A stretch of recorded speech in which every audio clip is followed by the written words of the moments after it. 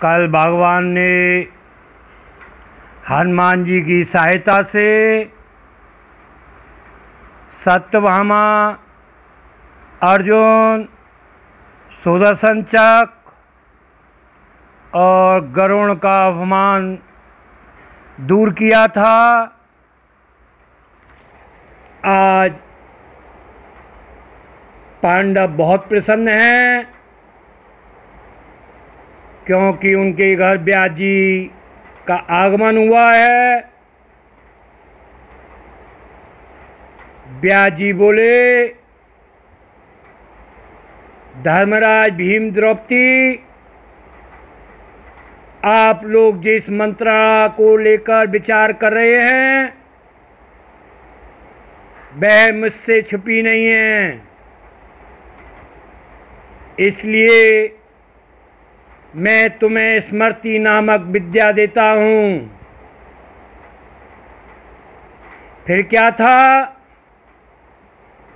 वेद व्यास ने धार्मिकों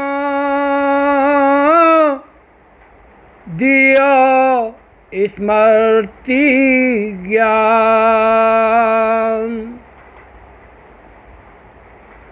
अर्जुन को शिव ने दिया पशुपतास्त्र महान। स्मृति ज्ञान के बाद व्यास जी ने धर्मराज से कहा, इस विद्या को अर्जुन को सिखा देना। ऐसा ज्ञान देकर व्यास जी चले गए। अर्जुन ने शंकर जी से, देवराज इंद्र से तथा कुबेर आदि से तपस्या कर दिव्यास्त्र प्राप्त किए। अर्जुन की तपस्या से शंकर जी भील का रूप धारण करके धनुष बाण को लेकर पार्वती के साथ अर्जुन के पास आते हैं और देखते हैं एक सूकर वेश धारण करने वाला अर्जुन को मारने की घात में बैठा है। भील भेषधारी शंकर जी और अर्जुन दोनों के बाण एक साथ सूकर के लगते हैं और सूकर मारा जाता है। तभी भील कहते हैं, यह मैंने मारा है। अर्जुन कहते हैं, मैंने मारा है। विरोध के बाद अर्जुन ने अपनी तरकस खाली कर दी, किंतु सभी बाण मुड़ गए।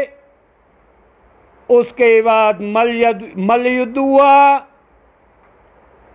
अर्जुन उसमें बेहोश हो गए। थोड़ी देर के बाद अर्जुन को होश आया।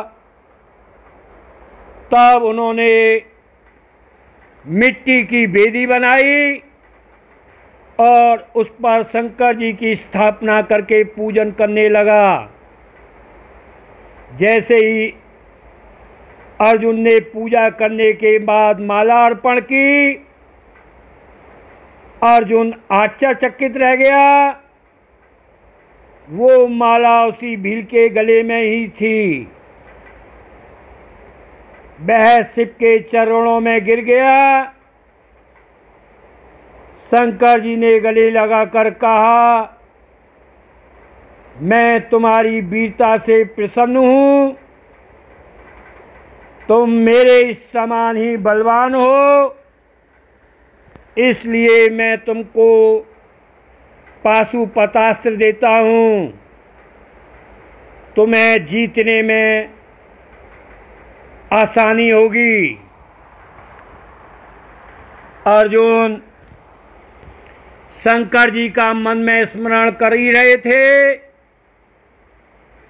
उसी वक्त जलाधीश वरुण धनाधीश कुबेर, यमराज, गंधर्व आदि अपने अपने विमानों पर बैठकर वहां उपस्थित हुए।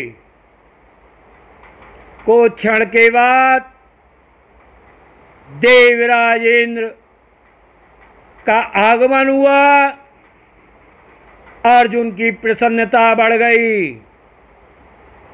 यमराज बोले, तुम नारायण के सखा न रहो। इतना कहकर यम ने अर्जुन को अपना दंड दे दिया। वरुण ने वरुण पास दे दिया और कुबेर ने अंतर्धान अस्त्र अर्जुन को दिया। इसके बाद इंद्र बोले, हे अर्जुन, तुम्हें देवताओं के भी बहुत कार्य अभी करने हैं, इसलिए तुमको लेने के लिए एक सारथी आएगा। वहीं पर मैं तुमको दिव्यास्त्र दूंगा। सभी देवता वरदान दे देकर अपने लोक को चले गए और अर्जुन प्रतीक्षा करने लगा। थोड़ी देर के बाद मातली अर्जुन के पास चमकता रक्त लेकर आता है और अर्जुन को अपने साथ इंद्र की राजधानी अमरावती ले जाता है। अमरावती पहुंचने पर अर्जुन ने इंद्र को प्रणाम किया। उसके बाद इंद्र का भवन देखा। वहाँ उत्तम अस्त्रों को देख देख कर वह वहाँ सीखने लगा। चित्रसेन नामक गंधर्व ने नाच गाना बजाना नृत्य संगीत में निपुण बना दिया। उसके बाद एक दिन अर्जुन ने वहाँ उर्वशी अप्सरा को देखा और इंद्र इसको देख गए। तब चित्रसेन ने इंद्र से कहा कि तुम उर्वशी से कहो कि वह अर्जुन को पति रूप में वरण कर ले। चित्रसेन उर्वशी के पास गया। उसने कहा, मैं तो पहले ही मोहित हो चुकी थी। और उर्वशी 16 श्रृंगार कर अर्जुन के पास पहुंच गई। अर्जुन बोला, हे देवी, क्या आज्ञा है? उर्वशी बोली, तुम मेरी काम ज्वाला को शांत करो। अर्जुन ने अपने कान बंद कर लिए और कहा, हम भी पुरवंशी हैं, आप मेरी पूज्य माता हैं। अर्जुन की बात सुनकर उर्वशी ने श्राप दे दिया कि तुम निपुंसक हो, इसलिए निपुंसक बनकर रहना पड़ेगा। इंद्र सुनकर प्रसन्न हो गए और बोले, विष को छोड़कर अपने संपूर्ण दिव्यास्त्र प्रयोग सहित देता हूँ, इससे तुम पुरुष तत्व को प्राप्त हो जाओगे। आगे की कथा क्रमबद्ध कहते रहेंगे। जय जमुना मैया की।